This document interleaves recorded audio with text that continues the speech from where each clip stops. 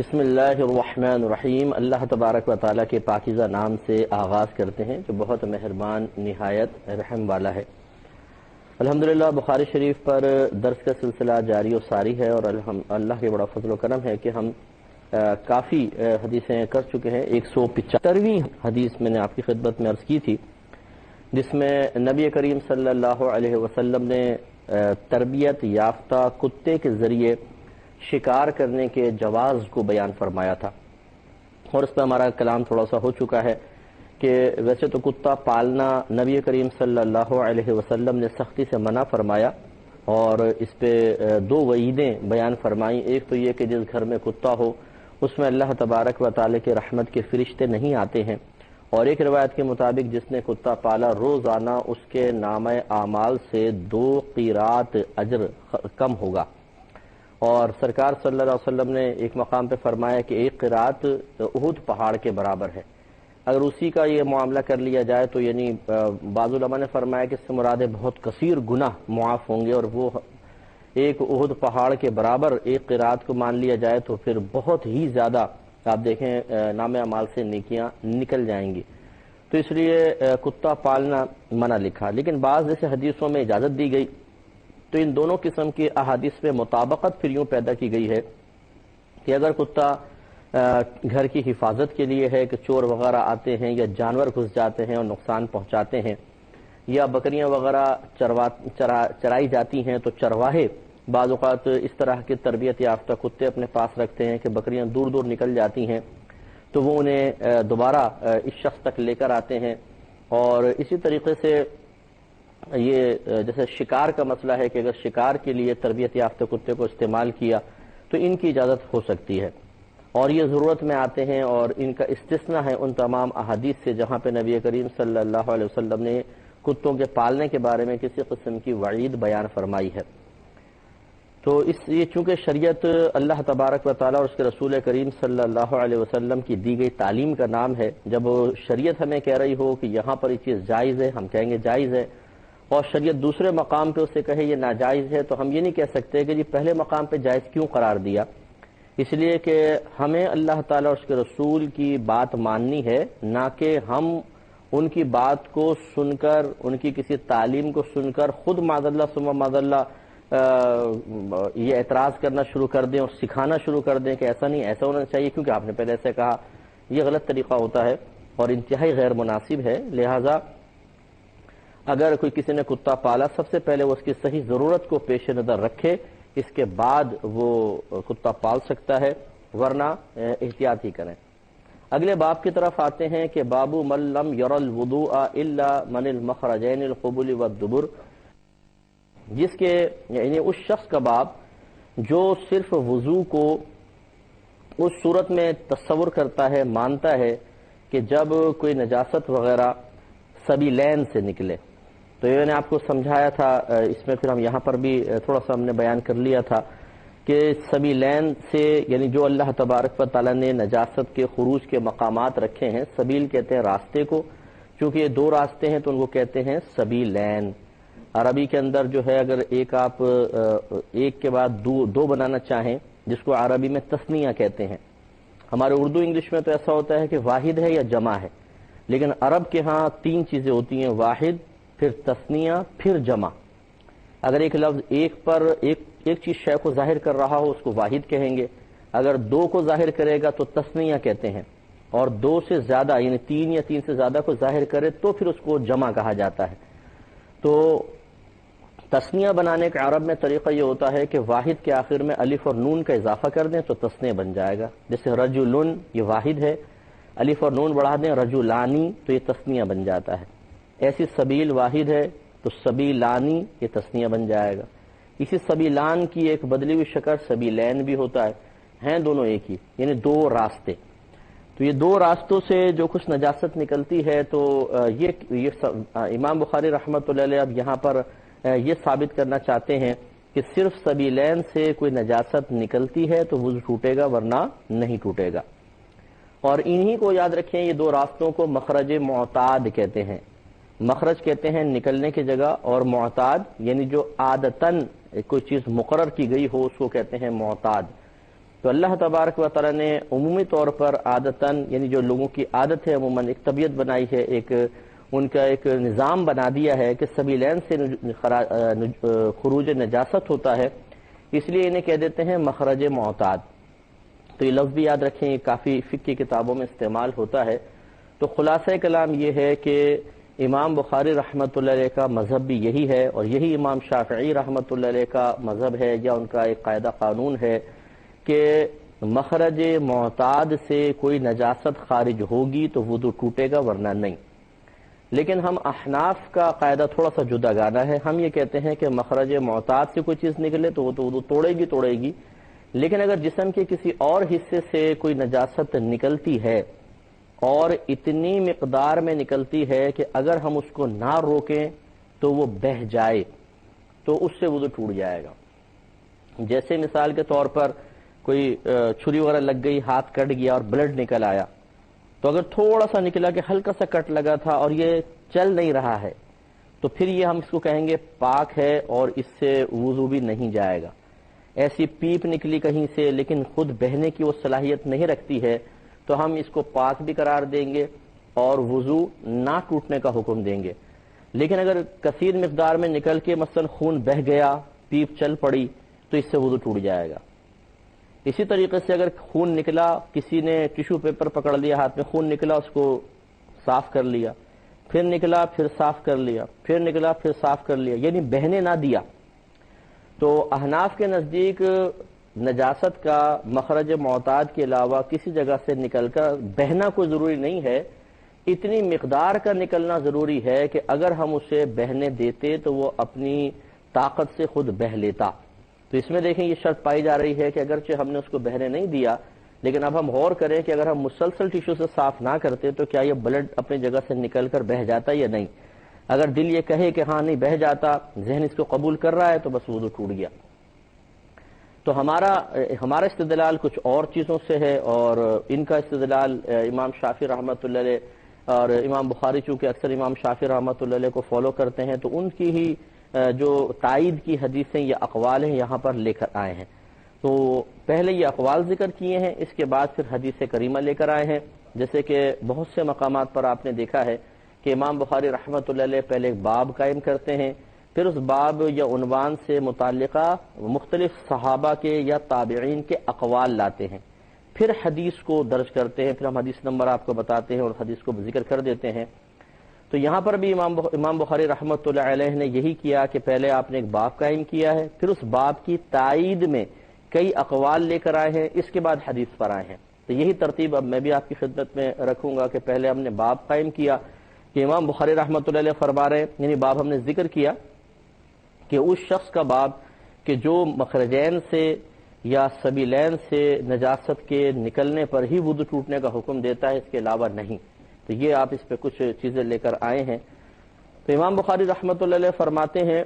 اچھا اب یہ یاد رکھیں کہ امام شافعی رحمۃ اللہ علیہ اس کا انکار کرتے ہیں کہ جسم کے کسی اور حصے سے کوئی نجاست نکلتی بھی ہے تو اسے وضو نہیں جائے گا، لیکن یہ نہیں ہے کہ امام شافعی رحمۃ اللہ علیہ خون کو پاک قرار دیتے ہیں، آپ اس کو نجس ہی مانتے ہیں، ناپاک ہی مانتے ہیں کہ اگر خون بدن پہ لگا ہوگا تو اس کو اگر مثلا کپڑوں پہ لگا ہوا ہے اور کوئی نماز پڑھنا چاہے تو نماز ان کے نزدیک بھی نہیں ہوگی کیونکہ بلڈ ناپاک ہے۔ تو یہ ناپاک ماننا ایک الگ چیز ہے، اور مخرج معتاد کے علاوہ خون کے نکلنے سے وضو ٹوٹنا نہ ٹوٹنا یہ ایک الگ چیز ہے۔ تو مثال کے طور پہ اگر جسم سے کہیں بلڈ نکلتا ہے، نکلا اور نکل کے بہہ گیا، ابھی ہم نماز نہیں پڑھ رہے ہیں تو ہمارے نزدیک وضو چلا جائے گا، امام شافعی رحمۃ اللہ علیہ کے نزدیک نہیں جائے گا۔ اور ایک صورت یوں لے لیں کہ کسی کے کپڑوں میں خون لگا اور اس نے دھوئے نہیں اور اس نے تکبیر لگا کے نماز شروع کر دی، تو اس میں بالاتفاق نہ ہمارے نزدیک اس کی نماز ہوگی نہ امام شافعی رحمۃ اللہ علیہ کے نزدیک ہوگی، کیونکہ ہم خون کو ناپاک سمجھتے ہیں اور امام شافعی رحمۃ اللہ علیہ بھی اس کو ناپاک تصور فرماتے ہیں۔ یہ چیز ضرور بہت ذرا ذہن میں رہے کیونکہ آگے اس کو بیان کیا جائے گا، ذکر کیا جائے گا، اور یہ ذہن میں ہونا بہت ضروری ہے۔ تو امام بخاری رحمۃ اللہ علیہ نے اس باب کی بات فرمایا کہ لقولہ تعالی، اللہ تبارک و تعالی کے اس فرمان عالی شان کے سبب، او جاء احد منکم من الغائط، کیونکہ اللہ تعالیٰ کا فرمان ہے کہ یا تم میں سے کوئی شخص قضاء حاجت سے واپس آئے۔ تو یہ گویا کہ اللہ تعالیٰ چونکہ وضو کا حکم بیان فرما رہا ہے تو قضائے حاجت سے واپس آنے سے اس کا مطلب ہے کہ وضو ٹوٹ جاتا ہے. تو چونکہ مخرج معتاد سے کچھ شے نکلی، اس پر اللہ تعالیٰ نے وضو ٹوٹنے کا حکم دیا، لہٰذا معلوم ہوا کہ سبیلین سے کسی شے کے نکلنے سے وضو ٹوٹ جائے گا. اور امام بخاری مزید بیان فرماتے ہیں، اور حضرت جابر بن عبداللہ رضی اللہ تعالی عنہ نے فرمایا کہ جب کوئی شخص نماز میں ہنسے تو وہ نماز کو دہرائے اور وضو کو نہ دہرائے. یہ حضرت جابر بن عبداللہ رضی اللہ تعالی عنہما سے انہوں نے استدلال کر کے ایک قول ان کا بیان کیا ہے. اور گویا کہ امام شافعی رحمۃ اللہ علیہ یا امام بخاری رحمۃ اللہ علیہ کا مسلک یہ ہے کہ اگر کوئی حالت نماز میں ہنس پڑتا ہے تو اس سے اس کی نماز تو ٹوٹ جاتی ہے لیکن طہارت زائل نہیں ہوتی. یہاں پر تھوڑا سا ایک اختلاف ہے. علماء احناف یہ بیان فرماتے ہیں، ہم احناف کے نزدیک ہنسنے کی 3 صورتیں ہوتی ہیں. ایک قہقہہ کہلاتا ہے، دوسرا ضحک ہے ضاد حا کاف، اور تیسرا تبسم ہوتا ہے. اگر ہم ہنسے لیکن صرف مسکراہٹ ہے، اس میں آواز کچھ بھی نہیں ہے، تو اس کو تبسم کہتے ہیں. اگر ہلکی سی آواز ہے کہ ہم نے سنی، برابر والوں نے 2-4 افراد ادھر 2-4 افراد ادھر انہوں نے نہیں سنی، تو اس کو ضحک کہتے ہیں. اور اگر اتنی آواز سے ہنسے کہ اطراف کے 3-4 آدمیوں نے، یعنی دائیں یا بائیں کے 3-4 آدمیوں نے اس آواز کو سنا، تو اس کو قہقہہ کہا جاتا ہے. یہ تعریف ذہن میں رکھیں، ایک تبسم ہے، دوسرا ضحک ہے، تیسرا قہقہہ ہے. اگر صرف مسکرائے ہیں، آواز نکلی ہی نہیں تو تبسم. اگر آواز نکلی ہم نے لیکن سنی، برابر والوں نے نہ سنی، تو ضحک. اور اتنی آواز سے ہنسنا کہ برابر کے 3-4 آدمی دائیں بائیں کے سن لیں، اس کو قہقہہ کہتے ہیں. اب احناف کے نزدیک اگر ایک عاقل آدمی ہے، بالغ ہے، اور رکوع و سجود والی نماز میں ہے، جاگتی حالت میں ہے، اور پھر وہ قہقہہ لگا دیتا ہے، تو اس سے اس کی نماز بھی چلی جائے گی اور طہارت بھی زائل ہو جائے گی. یعنی وضو بھی ٹوٹ جائے گا، نماز بھی گئی، دوبارہ وضو کر کے آ کے نماز پڑھنی پڑے گی. لیکن اگر صرف ضحک ہے کہ اپنے آپ کو سنائی دی، دوسروں کا نہیں، تو اس سے ہم کہتے ہیں نماز ٹوٹ جائے گی، وضو نہیں ٹوٹے گا، اسے چاہیے دوبارہ نیت باندھے. اور اگر تبسم ہے تو اس میں نہ آواز نہ نماز جاتی ہے اور نہ اس میں طہارت زائل ہوتی ہے. یہ احناف کے نزدیک ہے کہ تبسم میں کچھ بھی نہیں جائے گا، ضحک میں نماز جائے گی، وضو نہیں، اور قہقہہ میں نماز بھی گئی اور وضو بھی گیا. لہذا تبسم میں کچھ مزید کرنے کی حاجت نہیں. لیکن ضحک ہو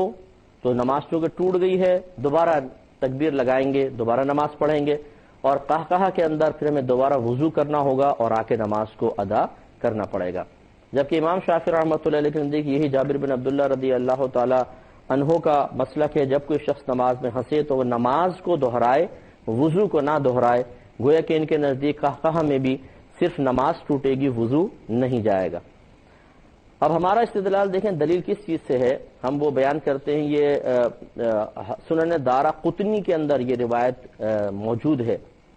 کہ حضرت معبد رضی اللہ تعالی عنہ بیان کرتے ہیں کہ ہم نماز پڑھ رہے تھے، اس وقت ایک نابینا نماز پڑھنے کے لیے آیا، تو وہ ایک گڑھے میں گر گیا. تو بعض جو پیچھے صحابی تھے ان کی جیسے ہوتا ہے کہ تھوڑا بہت یوں دائیں بائیں نظر آ رہا ہوتا ہے، وہ جیسے گرے ہوں گے گڑھے کے اندر. تو آپ نے دیکھا ہے کہ فطرت انسانی ہے کہ اگر کوئی بیچارہ لڑکھڑا جاتا ہے ہمارے سامنے، پھسل کے گر جاتا ہے، تو غیر اختیاری طور پہ ہنسی چھوٹ جاتی ہے. اگرچہ بعد میں ہم سجیدہ ہونے کی کوشش کرتے ہیں کہ نہیں بیچارے کے چوٹ لگی ہم ہنس رہے ہیں، لیکن یہ ایک فطری چیز ہے.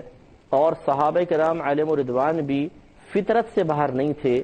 تقاضائے طبیعت سے باہر نہیں تھے، اگرچہ وہ اس پر غالب تھے الحمدللہ. تو اصل مسئلہ یہ تھا کہ پیچھے جو صحابہ ہوتے تھے وہ ہوتے تھے اعرابی ہوتے تھے، یا کم عمر صحابہ پیچھے ہوتے تھے. جو ذلیل القدر بڑے بڑے صحابہ تھے اور جو مجتہدین تھے وہ نبی کریم صلی اللہ علیہ وسلم کی قریب قریب نماز پڑھتے تھے. لہذا یہ پس منظر اپنے ذہن میں رکھیں کہ جو پیچھے کھڑے ہوئے تھے وہ زیادہ تر نوجوان صحابہ کرام تھے. تو اب جیسے وہ گرے تو وہ ایک دم تھوڑا سا دائیں بائیں نظر پڑی جاتی ہے، تھوڑا نگاہوں میں آتا ہے، تو وہ گرے تو ہنسی چھوٹ گئی. تو نمازی ہنسنے لگے حتیٰ کہ انہوں نے قہقہہ لگایا. نبی کریم صلی اللہ علیہ وسلم نے نماز کے بعد پیچھے آپ مڑے اور آپ نے ارشاد فرمایا کہ تم میں سے جو قہقہہ مار کر ہنسا ہے وہ وضو اور نماز دہرائے. تو دیکھیں نبی کریم صلی اللہ علیہ وسلم نے نماز اور وضو دونوں کو دہرانے کا حکم دیا. لہذا ہم یہ کہتے ہیں کہ قہقہہ لگانے سے انسان کو چاہیے کہ یہ سمجھ لے کہ طہارت بھی زائل ہو گئی ہے، دوبارہ وضو کر کے آ کے لگائے گا۔ اب مسئلہ یہ ہوتا ہے کہ یہ ایک ضمن میں ایک اور بات آپ کو عرض کر دیتا ہوں کہ جو مسئلہ خلاف قیاس ہوتا ہے، یعنی عقل اس مسئلے کی حکمت کا صحیح ادراک نہیں کر سکتی، اس کی تہ تک نہیں پہنچ سکتی، اسے خلاف عقل مسئلہ کہتے ہیں، غیر معقول مسئلہ کہتے ہیں، خلاف قیاس مسئلہ کہتے ہیں۔ جیسے کہ اب قہقہ سے وضو ٹوٹ جانا، کیونکہ قہقہ کوئی نجاست تو نہیں ہے کہ نجاست کے خروج سے وضو ٹوٹتا ہے کہ ہم اس سے وضو ٹوٹنے کا حکم دے دیں، لیکن جب نبی کریم صلی اللہ علیہ وسلم نے بیان فرما دیا تو اب عقل میں آئے یا نہ آئے ہمیں قبول کرنا ہوگا۔ تو یہ خلاف قیاس مسئلہ ہے، اور خلاف قیاس مسئلے میں جیسی صورتحال ہوتی ہے، جیسی سچویشن ہوتی ہے، اسی میں وہ حکم جاری ہوتا ہے، اس کے علاوہ کسی اور چیز کے اوپر یہ حکم جاری نہیں ہوگا، کیونکہ خلاف قیاس مسئلے پر کسی اور مسئلے کو قیاس نہیں کر سکتے ہیں۔ لہذا فقہا نے غور کیا کہ وہ کون سی صورتحال تھی جس میں نبی کریم صلی اللہ علیہ وسلم نے نمازیوں کو طہارت دوبارہ تازہ کرنے یا دوبارہ وضو کرنے کا حکم دیا ہے۔ تو پھر انہوں نے کنڈیشنز لگائیں کہ اس وقت تمام لوگ جو تھے وہ بالغ تھے، یہ نمبر ایک۔ نمبر دو، عاقل بھی تھے، صاحب عقل تھے، کوئی مجنون یا پاگل تو نہیں تھے۔ نمبر تین، وہ رکوع سجود والی نماز ہو رہی تھی۔ اور نمبر چار، سب جاگتی حالت میں تھے، یہ نہیں کہ سوتے میں کوئی قہقہ لگ گیا تھا۔ تو یہ چار جس میں شرطیں جمع ہوں گی، سمجھ لیں وہاں طہارت زائل ہوگی، کہ عاقل بھی ہو کوئی شخص، بالغ ہو اور